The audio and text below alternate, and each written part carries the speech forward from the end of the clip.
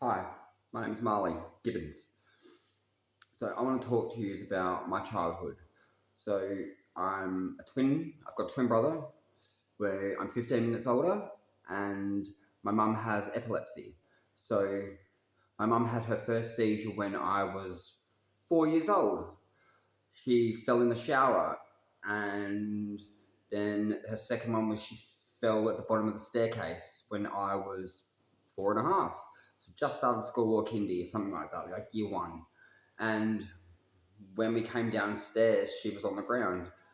We called it the Debbie rap, like epi rap, because she's epileptic on the floor. So my brother freaked out. He didn't know what to do, screaming and crying. I just naturally knew what to do. Nana had talked to me about it. If mum ever starts dancing on the floor, just call me. So I did. I said, Shannon, stay there, hold her, make sure she, Nana's always told me she can bite her tongue off. So hold her head and make sure it's to the side so she doesn't swallow her tongue or bite her tongue. Shannon's like freaking out, thinking his fingers ain't bitten off. And back then we didn't have mobile phones. So our phone was on the wall in the kitchen in the other room. So I had to go through the dining room into the kitchen, but we had really long phone cords, which was good. So I'm on the phone to my nana, and she said, I'll get your uncle to come around. I wasn't calling the police or the ambos. Nana always said, just call me first.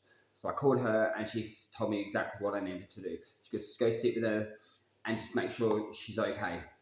And I went back in there, I hung up the phone. Nana called my uncle, and he lived probably the next suburb over. So we lived in Morphet Vale, or we lived in Hackham West, and he lived in Hackham South, Hackham East of Collins Parade in South Australia. And he was over there to our house in probably 10 minutes with his wife, so my uncle Raymond, and his wife Raylene, and I'm pretty sure it would have been Joanne and maybe Susan. I think it was Joanne, because she lived there at the time. So them three came over.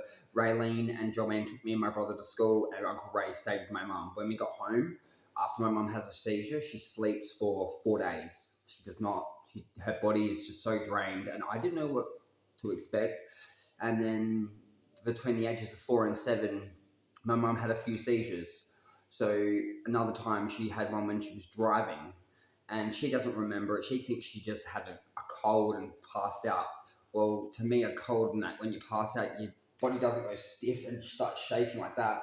And we're driving, so all I remember doing is grabbing a steering wheel, and I just heaved it straight across the lane of traffic on Honeypot Road. We went down into the ditch where the horses used to be on the corner of Honeypot Road and Main South Road, and went through the barbed wire fence. And I just remember seeing the bus stop, turning the car coming, because we're coming down the hill from Honeypot Road, heading towards Main South, heading home from the beach or the doctor's appointment that my mum went to. And it was probably, yeah, that was my life growing up. I had to grow up really fast. Didn't have a dad, just had my mum. So my brother and me, I guess I had to step up and be the adult in that situation, because I realized that my mum, there was something wrong with my mum. She couldn't always be there to look after me. So I guess I grew up really, really, really, really fast, and I realized that if I can't protect my mum, she can't protect me all the time. I got to protect myself.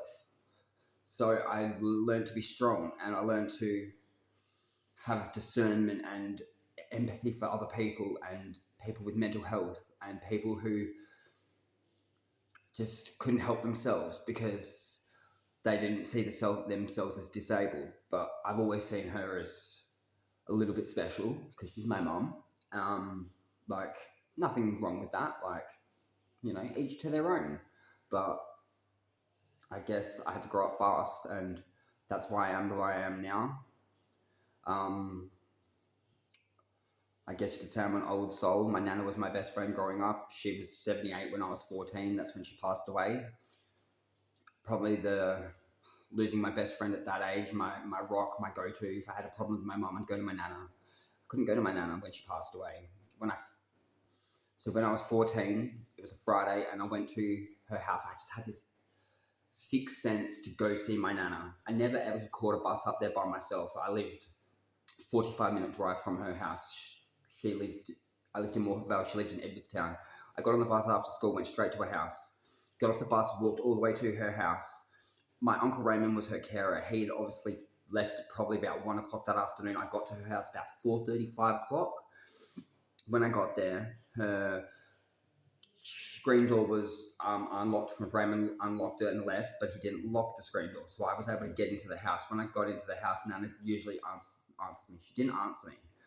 I went in there, went into the kitchen, seen her in her chair in the lounge room. So you walk in the house, it's a hallway house, room, keep walking, room, lounge room, keep walking, bathroom, kitchen, fridge area, laundry, toilet, and then kitchen at the end. And the kitchen was built on. That's where she always was, having her cigarettes. This time she wasn't. She was sitting in the lounge room. At 4 o'clock, she's usually feeding the animals. She couldn't feed the animals at this time, and I'm like, what the fuck's going on? So I went back in the lounge room, and Nana was in the chair, and I was like, Nana, her oxygen was off, and she was on oxygen for the last 4 years of her life. So I just knew, turned the oxygen on, put it on her face, and I checked her. She was barely breathing, and it's like she was dying. And I turned around and seen that there was 2 cans of baby food on her TV table. They weren't open, so she hadn't eaten anything because her throat was closing because she had emphysema. So obviously her throat was closing. She couldn't breathe. She had bed sores. She had mice. She had riddled with head lice. It was the worst thing that I've ever seen. When I talk about neglect on a person, everybody knew about it, but nobody said anything because my nana was too strong. I was the only one that would go there and wash her hair, do a head lice treatment, and I was 13 years old, 12 years old at this time. My mum was looking after my brother, taking him to football games, like being the good single parent that she could be. I was the one looking after my nana because nobody else would. I called the ambulance. They came and they took my nana to the repap. They put her on oxygen. They gave her, put her on pretty much almost life support, pretty much. And then she got a week extra to live. She'd come when I went to visit her that night in the hospital. The next day, she said to me, her last words were to me, "Do not visit me in this hospital. I don't want you to remember me like this. I want you to remember me at the house where I was me." I think she wanted to die in her house, but I took that away from her because I said to myself, my nana's going to die with some dignity. And I don't care if it's in a fucking hospital. At least she's going to turn around and have some dignity when she passes away. And my whole family got to come visit her before she passed away.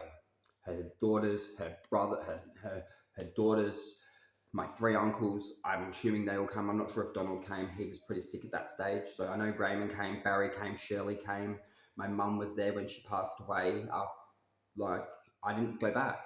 My nana gave me her final wishes, but do not come back and visit her. And I didn't.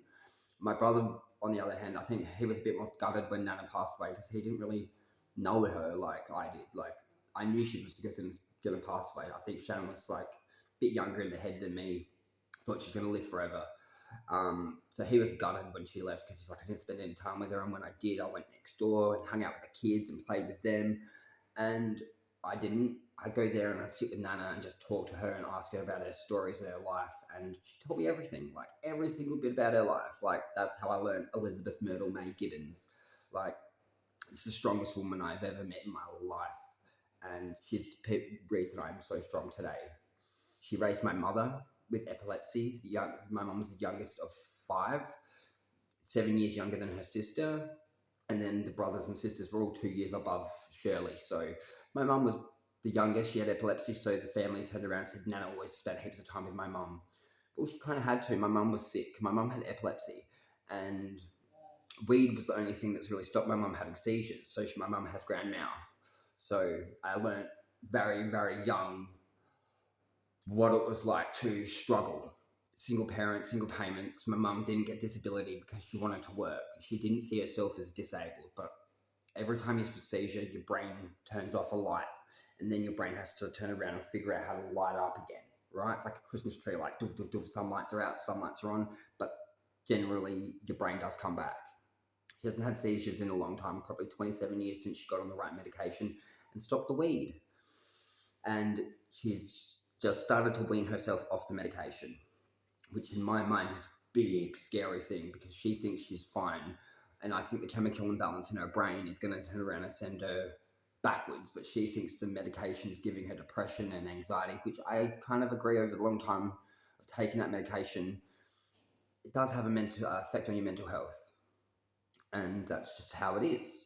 But yeah, that's up until I was 15, and my nana sold her house. I told her, don't sell the house. She goes, why? I said, because the family doesn't need it. Like, what do they need more money for?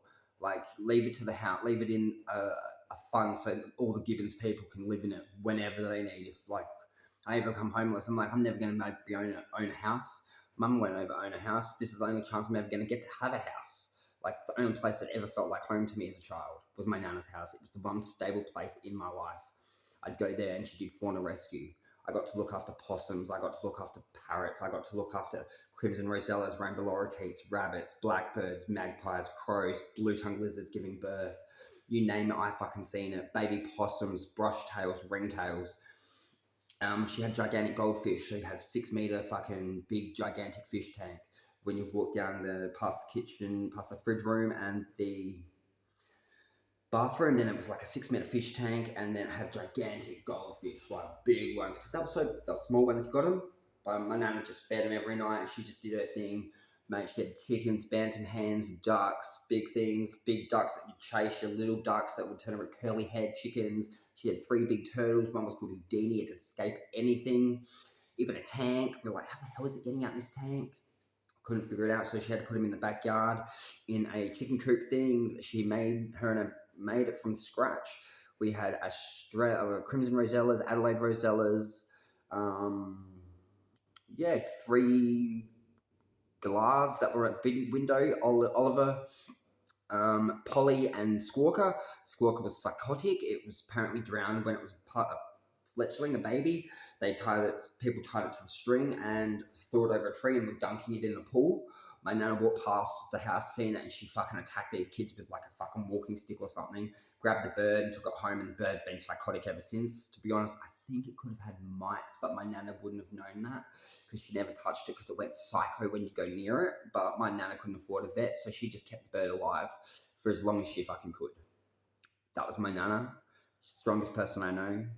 And when she died, I felt like a piece of me died as well. And that's my story about my nana and my mum and my childhood. Other than that, me, my mum, and my brother, we're alive, we're great, we're happy, we're healthy, we have our own lives. And I think everybody feels a bit sorry for me because I don't know why they feel sorry for me. I'm stronger than all of them put together. And that's just me.